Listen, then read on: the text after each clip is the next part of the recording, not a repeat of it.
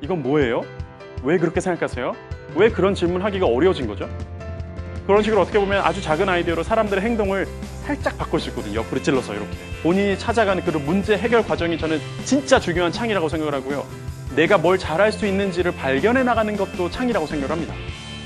사람들이 고민하지 않고 쉽게 따라할 수 있을까? 그런 것까지 고민하는 거는 어떻게 보면 아이디어를 처음 만들어낸 사람의 즐거움이자 의무라고 생각을 합니다.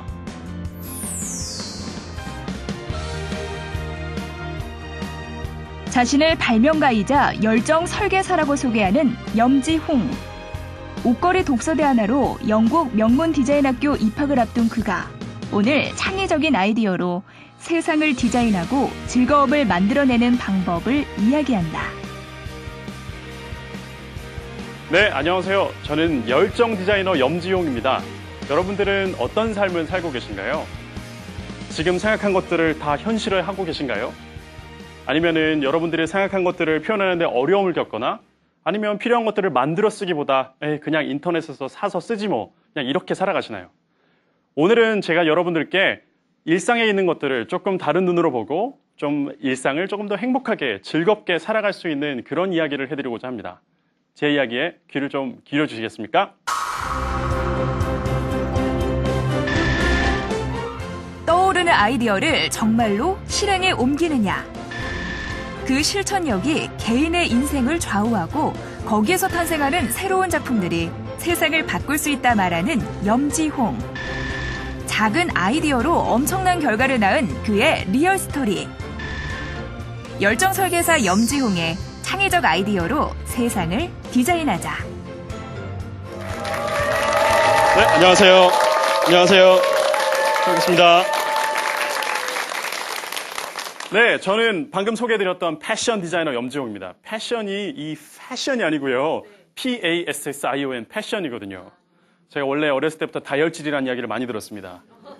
축구장 다니면서 막 소리를 하도 질러대서 그때 목소리를 제가 득음을 했거든요. 네, 목소리 엄청 크죠. 더 크게 할 수도 있지만 또 방송이니까. 그런데 이제 뭐 그런 것뿐만 아니라 저는 약간 어떤 문제를 발견했을 때 이걸 해결해야만 좀 직성이 풀리던 어린이였고요. 청년이었고 지금도 저는 약간 청년이긴 하지만 어린이의 마음을 갖고 있다고 생각을 하거든요. 오늘 여러분들에게 드리고 싶은 말씀은 처음에 말씀드렸다시피 일상을 좀 다르게 보는 것, 약간 창의, 크리에이티브에 대한 이야기를 좀 해드리고자 합니다. 오늘 제가 말씀드리고 싶은 주제는 창의적 아이디어로 세상을 디자인하자. 어떻게 보면 새 창의적 아이디어에 대해서 이야기하려나 보다 대단한 건 아니고요. 여러분들 일상에서 한 번쯤 생각해 볼 만한 이야기들을 좀 해드리고자 합니다. 한번 먼저 질문을 먼저 던지고 시작하겠습니다. 여기서 본인이 창의적이라고 생각하시는 분 손 한번 번쩍 들어주시겠어요? 네, 창의적이다. 난 창의성을 어떻게 막 표현하고 싶어서 매일매일 행복하다. 진짜 없으세요? 한 분쯤은 저기 한 분. 제가 부탁해서 들은 게 아니라 아마 한 분 원래 들고 오려고 예정하셨는데 좀 늦게 들으셨나 봐요. 그런데 여러분들 왜 손 안 드셨어요? 뭐가 창의적이라고 생각하는데 어렵게 만드나요? 팔이 무거워서? 아니면 팔 들 줄 몰라서? 그런 건 아니죠. 한번 이야기를 시간을 좀 거슬러 돌아가서 여러분들 한번 8살 때, 10살 때로 한번 돌아가 보시면 그때 제가 똑같은 질문을 했다면 손 안 드셨을 것 같으세요? 다 들었겠죠? 그런데 점점 나이가 1살, 2살, 10살, 20살, 30살이 먹어가면서 왜 우리는 손을 들기 힘들고 왜라고 질문하기 어렵고 어떻게 생각하세요? 이건 뭐예요? 왜 그렇게 생각하세요? 왜 그런 질문하기가 어려워진 거죠? 아마 답은 다 알고 계실 겁니다. 근데 아마 본인 탓보다 외부 탓을 많이 하실 거예요. 우리 학교 교육이, 사회가 나를 이렇게 창의적이 않은 사람으로 만드는 거지. 나는 원래부터 창의적이었어. 오늘 제 이야기를 들어주시면서는 아마 예전으로 한번 돌아가 보셨을 텐데 그런 약간 어린아이의 마음으로 한번 들어주셨으면 좋겠습니다. 왜냐면 우리는 이미 창의적이거든요. 다 알고 계세요. 근데 아닌 것처럼 하고 살아가는 것뿐이라고 생각을 합니다. 저는 33살이거든요. 그런데 저는 아까 말씀드렸던 10살 때보다 지금 저는 훨씬 더 창의적이 됐습니다. 네, 세상에나. 그게 자연스러운 게라고 생각을 하는데 이렇게 세상에나 놀랄 정도로. 왜냐면 어린아이들 창의적이라고 하지만 지금 아이들 키우시는 부모님들도 계실 텐데 아이들이 갖고 있는 창의성 가지고 갑자기 세상을 바꾸는 발명품을 만든다거나 아니면 좋은 아이디어를 내서 사람들을 행복하게 만들 수는 없잖아요. 그냥 아이들이 표현하고 즐겁게 하는 것 자체가 우와, 너 창의적이구나 라고 생각하지만 사실은 그 아이들의 그 태도에다가 필요한 거는 지식, 경험, 다른 사람과의 관계 그런 게 있어야 결국은 좋은 아이디어도 해결해내고 만들어낼 수 있다고 생각을 하거든요. 그렇게 따지면 정말 나이가 들면 들수록 저는 사람들이 더 창의적이 되어야만 정상이라고 생각하거든요. 정말 많은 사람을 만나고 살아가시잖아요. 오늘 또 여기서 저도 여러분들을 뵙고 또 이렇게 하면 또 제 아이디어가 이 여러분들의 머릿속에 들어가서 또 어떻게 상호작용할 수 있을지 저는 너무 기대가 되거든요. 어떻게 보면은 발명가로서 짠 하고 만드는 것만 다가 아니라 사람들한테 어떻게 소통을 하고 사람들한테 쉽게 설명을 하고 이렇게 할 수 있는 그런 문제 해결과 소통 능력까지 포함해야 저는 진짜 창의라고 생각을 합니다. 저희가 또 뭐 다빈치, 피카소 이런 사람들은 아니니까요. 오늘 제가 예를 아주 재미있는 이야기를 좀 해드리면서 창의가 나중에 혹시 누군가 물어본다면 저 창의적인 것 같아요 라고 이야기할 수 있을 정도로 네, 그 정도 됐으면 좋겠습니다. 왜냐면 만약에 스스로 전 창의적이지 않은 것 같은데요 라고 하면 이미 창의 문은 딱 닫히는 거거든요. 그러면 가능성이 없어져요. 그런데 전 창의적이라고 생각을 하는데 아직은 좀 부족하지만 노력해보려고요 라고 말하는 순간 아마 머리가 열리기 시작할 거라고 생각합니다. 그거는 여기 있는 20대, 10대 뿐만 아니라 40대, 50대, 60대도 다르지 않다고 생각을 하거든요. 이미 어머님들은 창의적이세요. 그동안 생활 경험은 저보다 훨씬 많으시잖아요. 저보다 만난 사람도 훨씬 많으시고 자신감을 가지셨으면 좋겠습니다. 네. 혹시 저 그림 보이세요? 저기 뭐가 보이세요? 물음표? 물음표가 왜 물음표 모양인지 생각해 보셨어요? 그렇죠. 저도 물음표가 왜 물음표 모양인지 어렸을 때 계속 물음표를 수없이 수천 번 썼지만 몰랐습니다. 근데 누가 알려준 건 아니고요. 어느 날 물음표 모양을 보다 보니까 이게 사람 머리통 모양은 아닐까. 근데 제 뒤통수 좀 납작해서 물음표가 이렇게 꺾어지겠지만 보통 일반적인 사람 머리통을 봤을 때 왜 그 엑스레이 찍으면은 사람 머리통 모양 보이잖아요. 이렇게 해서 왜냐면 우리는 많은 정보들을 눈으로 보고 거의 눈, 귀, 손으로 만지는 정보도 있지만 많은 정보들을 보고 이렇게 머릿속에 생각한 것들이 딱 나오는 결과물. 왜냐면 물음표에 잘 보시면 밑에 점이 떨어져 있죠. 만약에 이게 붙어 있으면은 물음표라고 부르지 않을 거거든요. 물음표 잘못 썼네? 그리고 느낌표는 항상 물음표 다음에 나오죠. 물음표 너무 많이 보셨잖아요. 그렇죠? 근데 이런 얘기 처음 들어보셨죠? 네이버에 찾아봐도 없어요. 참 그래서 물음표가 이런 모양이 아닐까. 이런 매일 일상에서 보고 듣는 제품뿐만 아니라 기호들, 다른 사람의 얼굴 보고도 질문이 날 수도 있다고 저는 생각하거든요. 계속해서 끊임없이 질문을 던지는 게 창의성의 기본이라고 생각을 합니다. 요거를 보여드리기 전에 제가 원래 만들어드렸어야 되는데 오늘 그리고 제가 좀 이따가 창의성의 50%와 50%를 설명을 해드리려고 체험하게 해드리겠습니다. 뭐냐면 첫 번째 한번 따라해 주겠어요? 언제 하세요?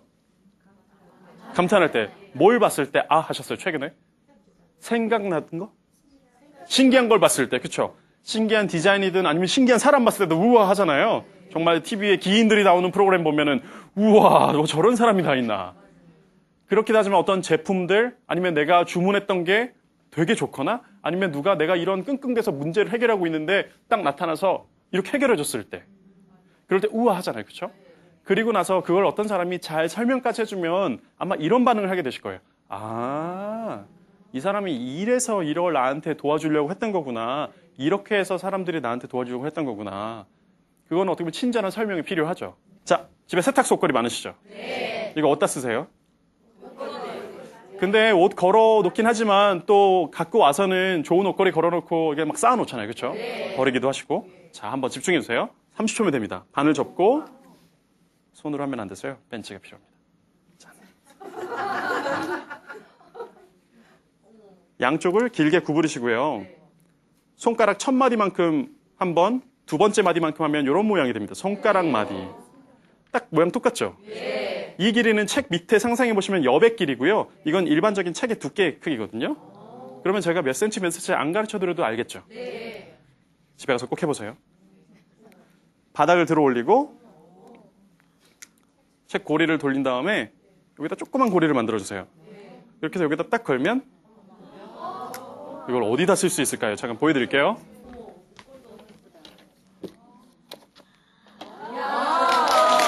네, 감사합니다.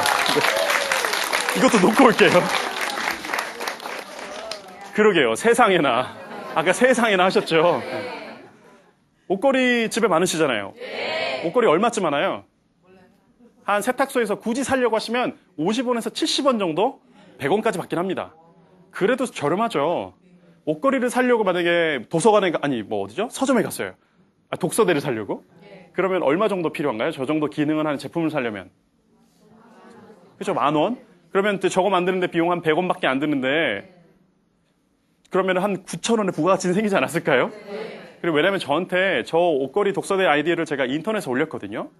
그런데 지금까지 한 유튜브의 조회수가 11만 명이 조금 넘었어요. 그러면서 저한테 이제 메일이 막 오는데 어떤 분이 이런 메일이 왔어요. 저 독서대 사려고 검색하다가 안 샀어요. 만들어 쓸 수 있게 해주셔서 아이디어 나눠주셔서 고맙습니다. 그분은 적어도 돈을 아꼈죠. 저한테 뭐 돈 주신 건 아니지만. 그런 메일도 많이 오고 고맙습니다라는 이메일을 저는 되게 많이 받았어요. 이게 뭔진 모르겠지만 저는 그냥 제가 일상에서 필요해서 만들었을 뿐인데 이런 아이디어가 다른 사람에게 전달됐을 때 다른 사람들이 고맙다고 얘기를 해주더라고요. 굳이 저한테 막 이메일 주소까지 찾아내서 고맙다고 얘기했을 정도면 진짜 고마웠나 봐요. 사실 보고 댓글을 안 달아도 괜찮잖아요. 그렇죠? 참 그런 거 보면서 이 아이디어, 창의가 뭔지 모르겠지만 일상에서 발견하는 것들이 되게 큰 힘을 갖고 있구나 라는 것을 저런 거 보고 발견하게 됐습니다. 그중에 저기 보여드리는 게 한 초등학교에서 선생님이 저한테 메일을 보내주셨어요. 저는 저기다 색깔을 칠할 수 있을 거라고는 상상도 못했어요. 그런데 저거는 학생이 직접 내가 색깔 칠해야지 이렇게 한 것도 있지만 이 아이디어를 발견한 한 초등학교 선생님이 이렇게 우리 해보자라고 해서 지도를 해서 보여준 게 저런 모양이더라고요. 잘 보시면 초등학교 때 독서대에 놓고 학교에서 수업 들어오신 분 없으시죠? 저도 초등학교 6년, 중학교 3년, 고등학교 3년 나왔지만 학교에서 독서대를 써본 적이 없는데 생각해보면 독서대가 굉장히 필요한 제품이에요, 학교에. 정말 아침부터 야간 자율학습 할 때까지, 저는 고3 때 야간 자율학습을 잘 안 했지만 놓고 볼 때 항상 학생들 건강도 문제잖아요. 성장기에 척추도 문제고 목도 아프고 그러면 이런 것들이 단순히 정말 재활용뿐만 아니라 학생들의 건강도 챙겨줄 수 있지 않을까. 혼자 막 상상을 하는 거죠. 이건 도대체 누구한테 필요할까? 누구한테 필요할까? 누구한테 필요할까? 이거는 누가 저한테 시킨 게 아니죠. 그냥 제가 혼자 생각하는 거예요. 앉아서. 이거 누굴 만들어주면 좋을까? 딱 떠오르는 사람 있으시죠? 지금 아마 여러분도 머릿속에 떠오를 거예요. 이거 나 아는 친구 책 읽는 거 되게 좋아하는데. 아니면 우리 어머니 좋아하는데. 아니 우리 아들내미 책 읽는 거 진짜 좋아하는데 만들어줘야겠다. 왜냐면 제가 이런 걸 또 만들게 되냐면 저는 누가 저한테 뭐 시키는 걸 엄청 싫어해요.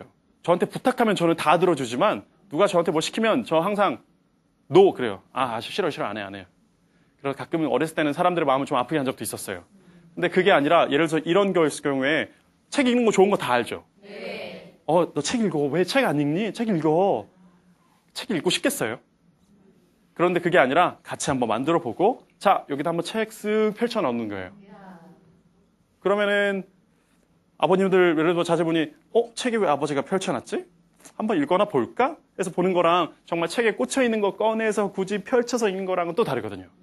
그런 식으로 어떻게 보면 아주 작은 아이디어로 사람들의 행동을 살짝 바꿀 수 있거든요. 옆구리 찔러서 이렇게.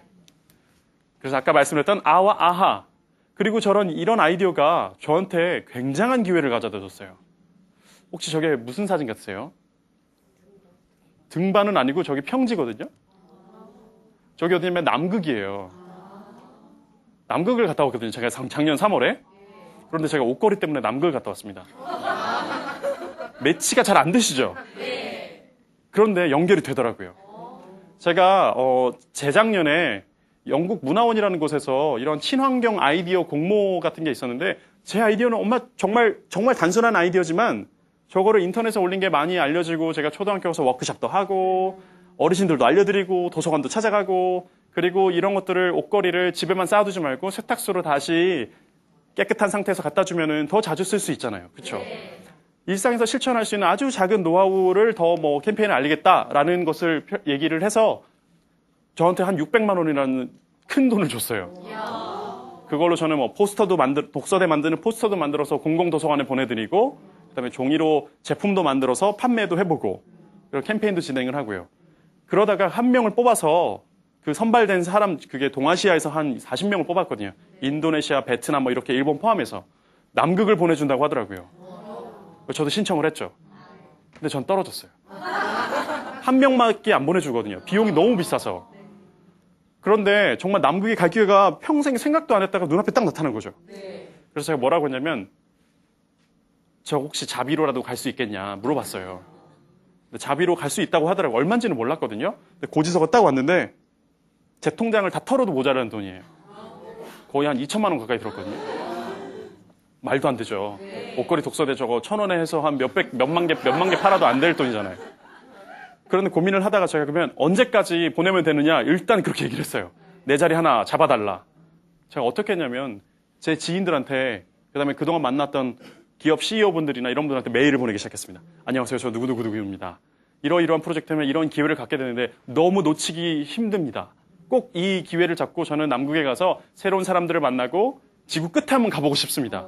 그리고 돌아와서 지금까지 계속 제가 어떻게 보면 이런 옷걸이 독서대뿐만 아니라 좀 다른 아이디어들이 있는데요. 그런 것들을 사회와 나누고 어린이들 특히 어린이들한테 가서 나눠주고 이런 활동들을 계속 해왔거든요.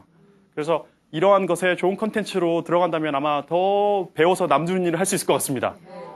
놀라운 일들이 생겨났는데 한 기관에서 네가 나머지 4분의 3을 모으면 돈을 주겠다. 그래서 한 5,000달러, 600만 원 가까이 되는 돈이 되죠.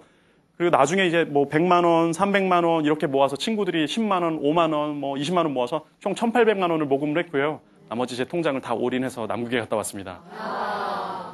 왜냐하면 인생에 딱 한 번 찾아올지 모르는 경험이잖아요. 그런데 그 모금 자체도 결국은 만약에 제가 그래 나 열심히 돈 모아서 알바해서 가야지라고 했으면은 한 50년 걸렸겠죠. 왜냐면 또 써야 되니까. 그런데 이 방법들을 다른 사람들을 내가 하고자 하는 미션에 참여해야겠다. 그게 모금이라고 생각을 했거든요. 그렇게 해서 이런 경험도 하게 됐습니다. 결국 시작은 정말 저 35g짜리 옷걸이에서 시작했다는 거. 그래서 이렇게 포스터도 만들었고요. 잘 보시면 책과 사람을 이어주는 디자인이라는 제목을 했는데 저 위에 보시면 옷걸이가 이게 잘 보면 엔드 모양이랑 비슷해요. 그래서 책과 사람 중간에서 책을 읽도록 도와주는 게 아닐까? 그렇게 한번 이름을 지어봤고 옷걸이 독서대가 옷걸이 독서대 북 스탠드업이라는 이름을 지어서 책도 스탠드업하고 사람이 책을 읽으면 제가 여기 당당하게 서 있는 것처럼 당당하게 설 수 있겠다. 왜냐면 책 안 읽고 힘없으면 이렇게 꾸죽꾸죽으로 앉을 거잖아요. 그게 아니라 당당하게 일어설 수 있다라는 메시지를 전하고 싶었죠. 그러니까 이게 시키지 않고 책 읽는 거 좋은데 얘기를 하고 싶은데 어떻게 할 수 있을까? 왜냐면 저도 누구가 시키는 거 싫어하니까 오히려 반대로도 생각하는 거죠. 저 사람들은 어떻게 도움을 줄 수 있을까? 이렇게 쓸 수 있고요. 집에 가서 꼭 만들어 보실 거죠? 네. 인터넷 찾아보시면 됩니다. 근데 옷걸이가 전 세계가 다 똑같은 거 아세요? 저 옷걸이는 1903년도에 미국인 발명가가 만든 옷걸이래요. 처음에는 나무로 된 옷걸이만 있다가 이게 바뀐 거예요. 그 사람들도 이 철사 하나로 저렇게 만들어서 특허권으로 아마 돈을 많이 벌었다고 하더라고요. 이제는 특허권이 소멸이 돼서 다 똑같이 쓰고 있거든요. 제가 옷걸이를 가지고 어딜 가냐면 뉴욕도 가고 런던도 가봤습니다. 돈이 많아서 간 게 아니라 미국에는 미국 중고등학생들한테 이런 아이디어들을 알려주러 갔었고요. 그동안 제가 해왔던 것들. 그리고 영국에는 런던 디자인 페스티벌인 곳에서 제가 또 가서 워크숍을 하려고 갔습니다. 이 메시지는 뭐냐면 제가 책을 읽다가 제가 저 만들었으니까 결국 또 저도 책을 많이 읽어야 되잖아요. 그래서 읽다 보니까 지금 잘 보시면 책이 펼쳐져 있죠. 예전 같았으면은 책갈피를 꽂거나 이 중간에 띠를 해서 덮어놨을 텐데 그냥 펼쳐놓고 어디 밖에 나갔다 오면 책이 그대로 읽은 날까지 펼쳐져 있더라고요. 아, 여기서부터 다시 읽으면 되는구나. 라고 해서 이제 만든 메시지가 책을 펼쳐놓고 자주 읽을 수 있다. Leave it open, read it often. 저건 중학교 단어 수준이라 초등학생들도 이해하더라고요. 저렇게 어떻게 보면은 한 가지 아이디어만 만들어낸 게 아니라 아까 제가 아하 말씀드렸던 것처럼 이것들을 어떻게 사람들이 쓸 수 있을까? 사람들이 고민하지 않고 쉽게 따라할 수 있을까? 그런 것까지 고민하는 거는 어떻게 보면 아이디어를 처음 만들어낸 사람의 즐거움이자 의무라고 생각을 합니다.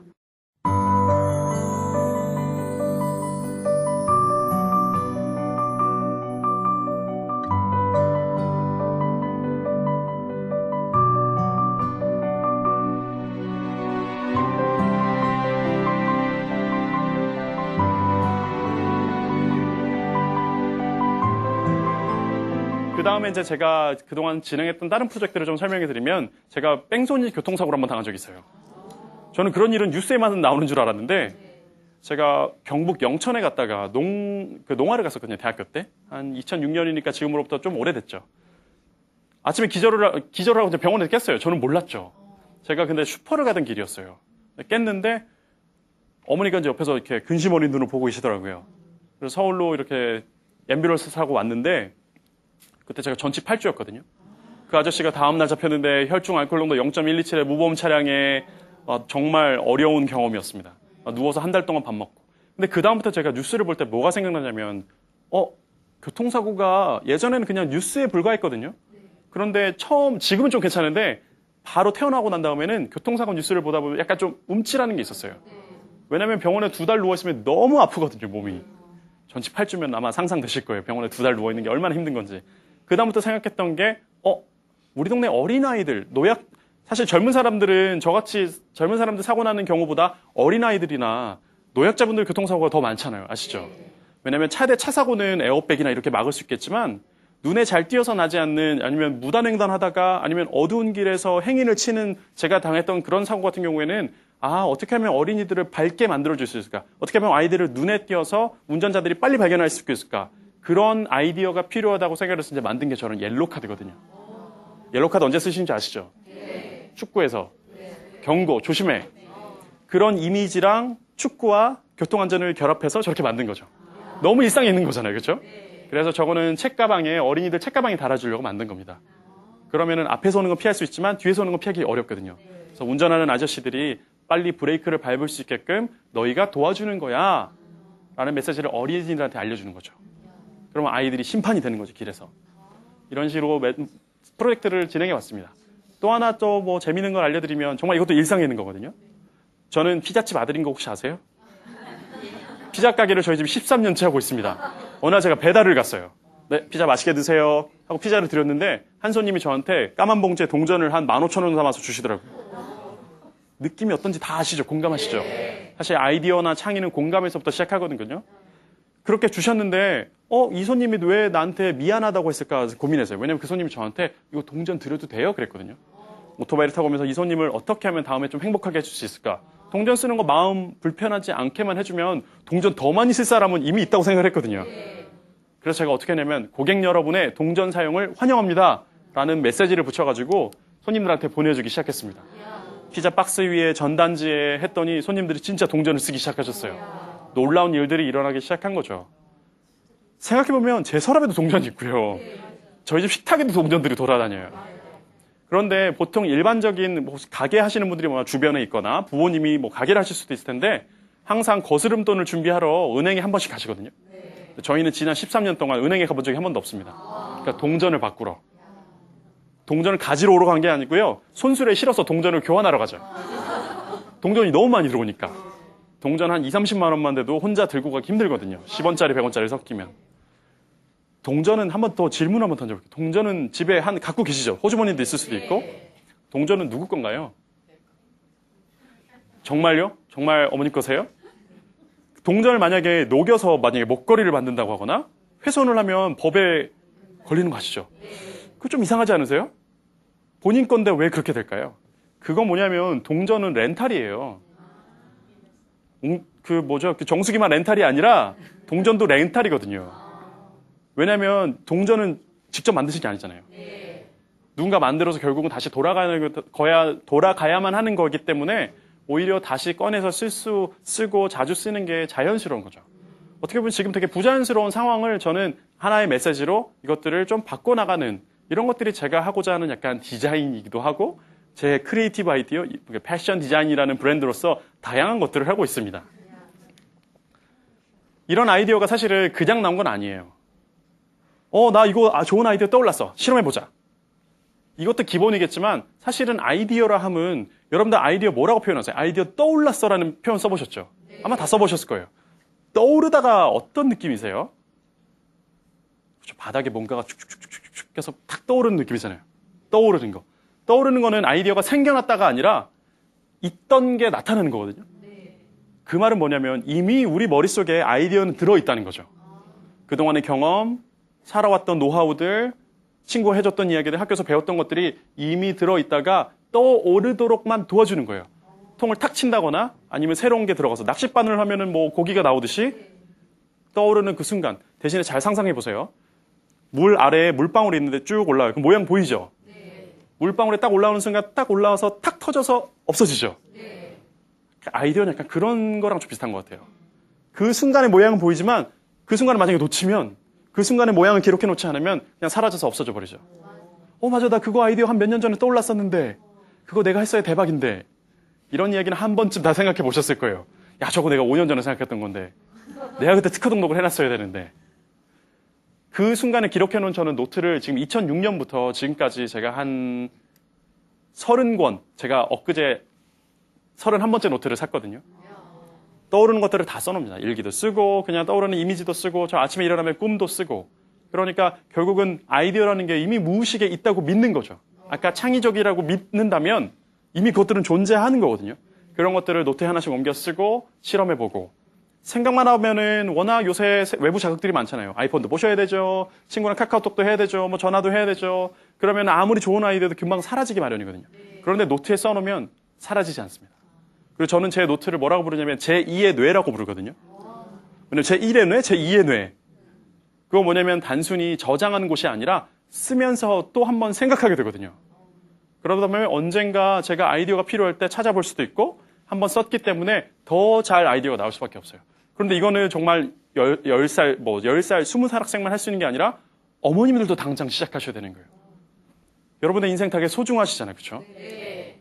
앞으로 더 창의적으로 살아가실 거잖아요. 그렇죠? 네. 그래서 아까랑 달라졌죠? 네. 그러면 지금까지 살아온 노하우를 잘 정리만 해놔도 정말 한 권의 책, 야, 내가 살아온 거에 생각하면 한 권의 책 나오고도 남아. 뭐 그런 생각 다 하시잖아요. 그렇죠? 네. 내가 어렸을 때 고생한 것 말이야. 너 앉혀놓고 얘기하면은 밤새도록 얘기 들어야 돼.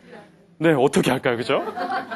전 어머니보다 적게 살았지만, 그러면 그런 것들 하나씩 써나가시 시작하면은 머릿속과 손과 노트가 아마 하나가 되는 경험을 하실 거예요.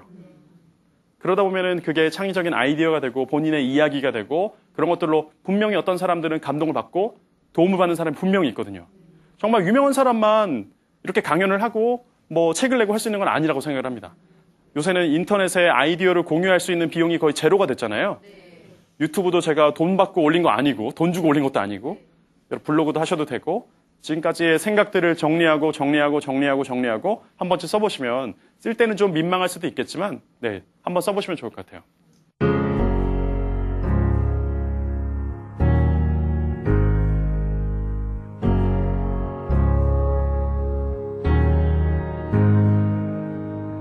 Can you tell me how we got in this situation? I can't seem to get you off of my mind. All these ups and downs, they trip up our good intentions. No. 지금 전 정말 뭐 말씀드리면 그러면 목표가 뭐예요? 뭐 이렇게 물어보시는 분도 있을 거예요. 교통안전 프로젝트에 피자도 만들고 꼬리 독서대도 만들고 사실 또 이것저것 말씀 못 드린 것도 되게 많거든요. 저는 어떻게 보면은 6개월 목표가 없이 살아왔어요. 그게 목표가 없어서 한심한 인간은 아니라고 생각을 하거든요. 왜냐하면 지금 무슨 일이 일어날지 모르고 지금 이런 것들을 가까이에 지금 단기간에 해결할 수 있는 것들에 대해서 저는 약간 여기까지 가면 또 다음 게 나오지 않을까? 이렇게 생각해봤는데 최근에 저한테 좀 아주 좋은 기회가 나타났습니다. 뭐냐면 저는 이렇게 가방끈이 길게 될 줄 몰랐는데 공부가 갑자기 하고 싶은 거예요. 근데 그 공부가 뭐냐면 디자인입니다.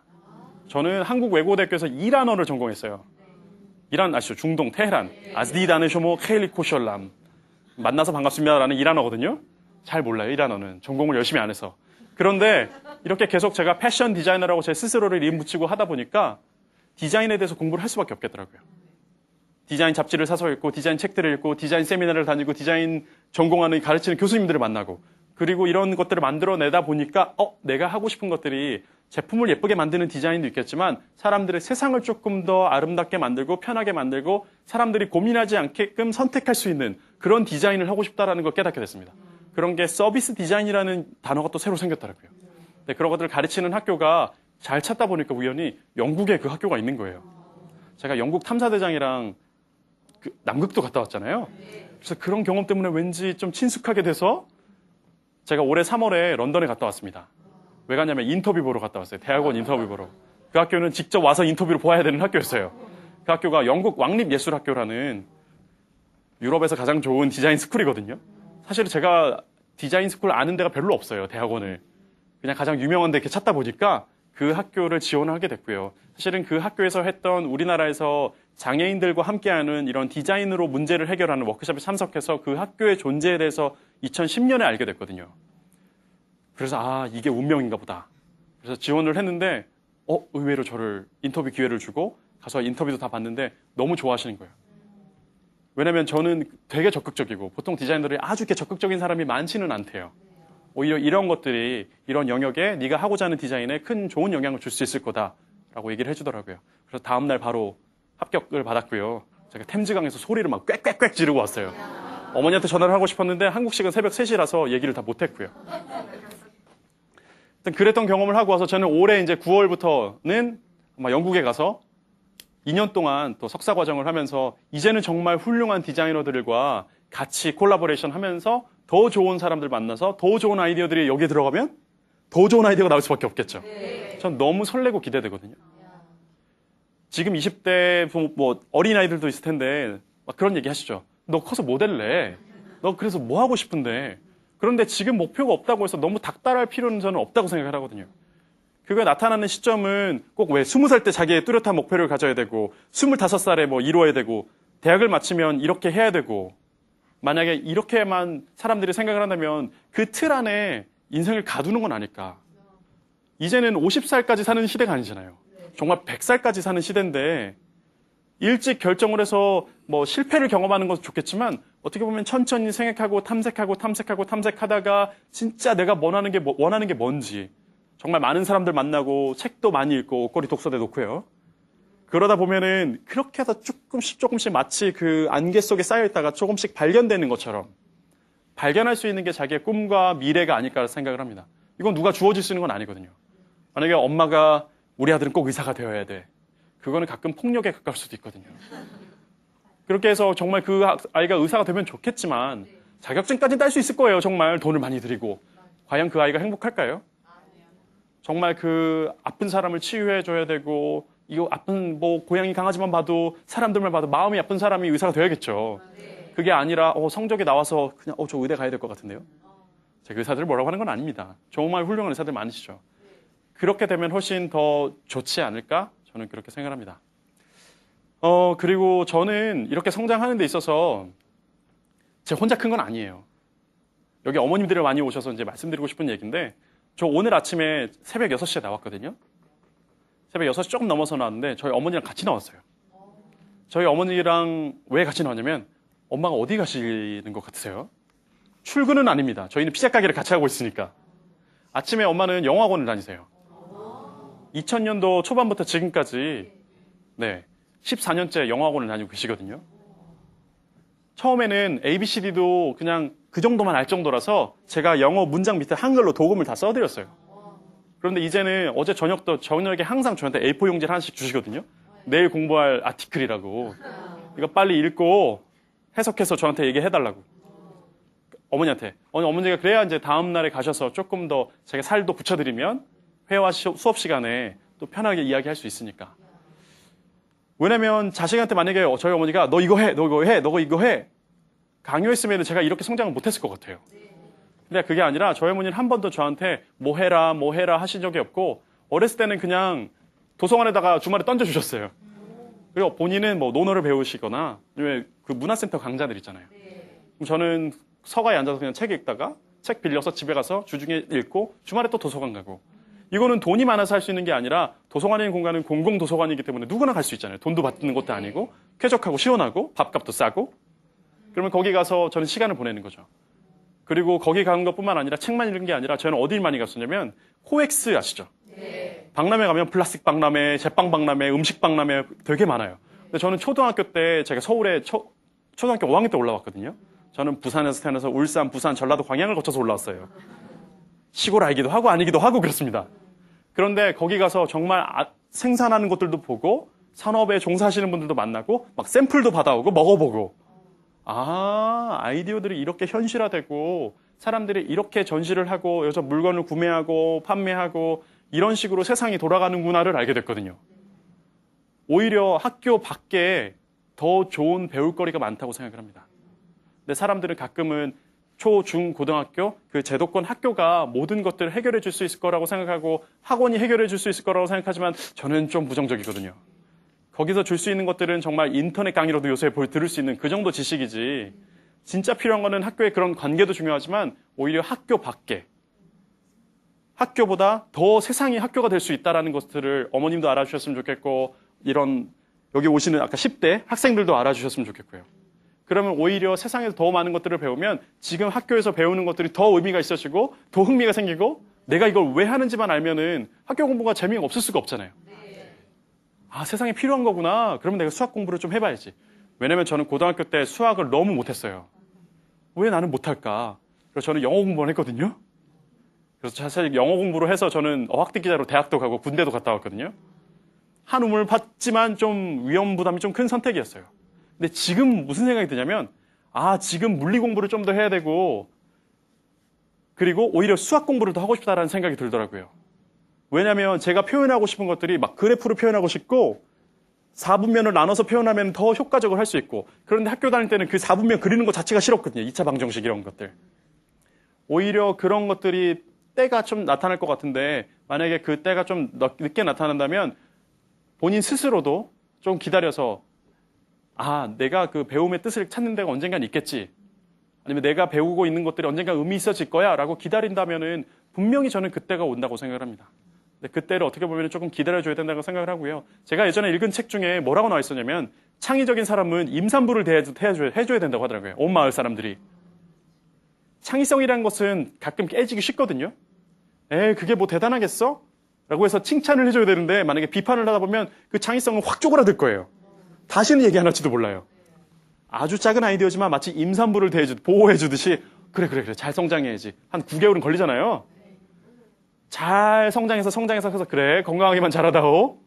잘 좋은 것도 먹여주고 좋은 환경도 주고 혼자 생각할 수 있게 사색할 수 있게끔 고민하지 않게끔만 해주면 분명히 그 아이디어는 마치 애가 응애응애하면서 태어나듯이 분명히 태어날 거라는 거죠. 그거는 혼자만의 노력이 아니라 온 마을 사람들, 온 가족, 오히려 나라가 우리 지구에 사는 사람들이 그런 창의적인 사람들을 도와줘야 되는 거죠. 어떤 사람의 역할은 아이디어를 0에서 1을 탁 만들어내는 사람이 있는가 하면 어떤 사람들은 1에 있는 아이디어를 잘 만까지 만들어내서 더 많은 사람들이 쓸 수 있게끔 할 수 있는 재능이 있을 거예요. 아마 이 말을 들으면 아마 나는 0에서 1 만드는 게 좋아. 나는 1에서 만 만드는 걸 도와주는 역할을 항상 잘해왔어. 아마 사람들의 기질이 다를 거예요. 그런 것들을 한 번쯤 발견해 보시면은 오히려 본인의 창의성을 어떤 방식으로 활용할 수 있을지 아실 거라고 생각을 하고요. 노트는 꼭 기억해 주셨으면 좋겠어요. 이런 모든 과정을 담아놓으면 제가 한 6년 정도 노트를 써왔잖아요. 26살 때 고민한 것들, 27살 때 고민한 것들, 28, 9때 고민한 것들이 비슷비슷하더라고요. 제 사람의 성격에 안 맡긴다는 것을 발견했어요. 결국 창의라는 것도 내가 뭘 잘할 수 있는지를 발견해 나가는 것도 창의라고 생각을 합니다. 새로운 것을 만들어서 다른 사람에게 주는 거는 그 다음 단계인 것 같고요. 결국은 내 안에 이 도구들, 이 안에 약간 원석 같은데 본인에겐 다 다이아몬드가 있잖아요. 그렇죠? 여기만 있는 게 다이아몬드가 아니잖아요. 이 다이아몬드 같은 가치 있는 것들을 어떻게 끌어낼 수 있을 것인가 본인이 찾아가는 그 문제 해결 과정이 저는 진짜 중요한 창의라고 생각을 하고요. 그 다음에 그런 과정에서 발견한 것들이 만약에 세상에 도움이 된다고 생각하면 과감하게 나 이러한 아이디어가 있어. 필요하지 않으세요? 세상에 알릴 수 있는 그러한 마음가짐까지 갖고 있으면은 이 인생 좀 행복하게 의미 있게 살아갈 수 있지 않을까요?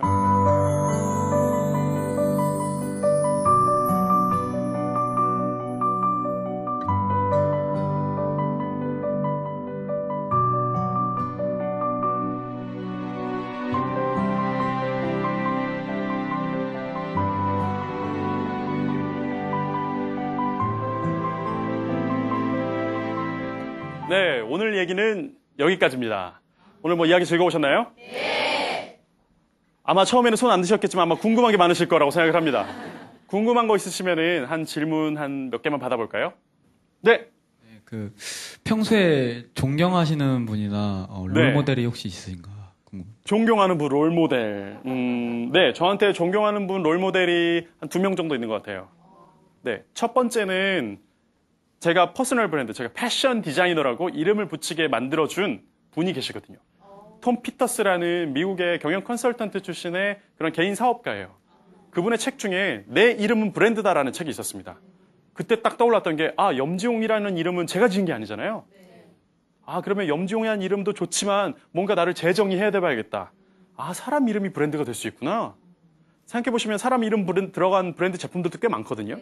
저는 뭐 그런 제품을 아직 만든 건 아니니까 그때 만들었던 게 패션 디자인이라는 브랜드고 그 사람의 책을 정말 다 읽었죠. 그리고 직접 한국에 강연을 왔을 때는 또 꼭 옆에 가서 사진도 같이 찍고 제가 만든 명함도 드리고 그렇게 꼭 인생에 살아가다 보면 도움되는 사람이 꼭 몇 명씩 있습니다. 또 한 명은 에릭 코퍼라는 사람인데요.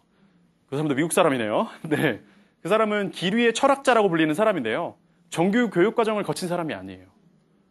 부두에서 막노동을 하면서 저녁 때는 도서관에 가서 책을 읽고 결국은 나중에 미국 사회에서 정말 존경받는 철학자로 인정받은 분이거든요. 그 말은 즉슨 꼭 학교라는 그 틀 안에서 배울 수 있는 게 아니라 세상에서 길에서 일하면서 배울 수 있다는 것을 그런 가능성을 저한테 보여주신 분이라서 저는 에릭 코퍼라는 분도 제 존경하는 분 중에 한 분입니다. 답이 되셨나요? 또 다른 질문. 네. 얘기 너무 잘 들었고요. 네, 고맙습니다. 네, 앞으로의 꿈이 무엇인지. 네, 앞으로의 궁금해요. 꿈이요. 그러게요. 앞으로의 꿈, 저도 아직 고민이 많습니다. 전 뭘 할 수 있을까? 어떻게 보면 꿈이라는 게 제가 갖고 있는 쓰임새를 찾아내는 거라고 생각을 하거든요. 전 뭐가 될 겁니다. 그러니까 이거보다 그냥 제 쓰임새를 계속 찾아가 나가고 싶은데 한 가지 요새 꿈은 생겼습니다. 제가 잘할 수 있는 것들이 이러한 사회 현상이나 아니면 아이디어들을 잘 정리해서 쉽게 이해할 수 있게끔 하는 게 제 능력이더라고요. 그래서 사람들의 삶을 조금 더 편안하게 만들 수 있는 뭐 제도나 아니면 법도 그렇고 아니면 새로운 아이디어들 교육이 될 수도 있고요. 아직은 조금 추상적이지만 제가 영국에서 2년 동안 거기 있는 모든 학생들을 만날 계획이거든요. 그러면서 그 학생들과 이런 아이디어를 나누면서 좀 더 구체화해서 뭔가 새로운 것들을 가지고 한국에 좀 돌아와 보는 게 계획입니다. 이 정도 답이 됐을까요? 네.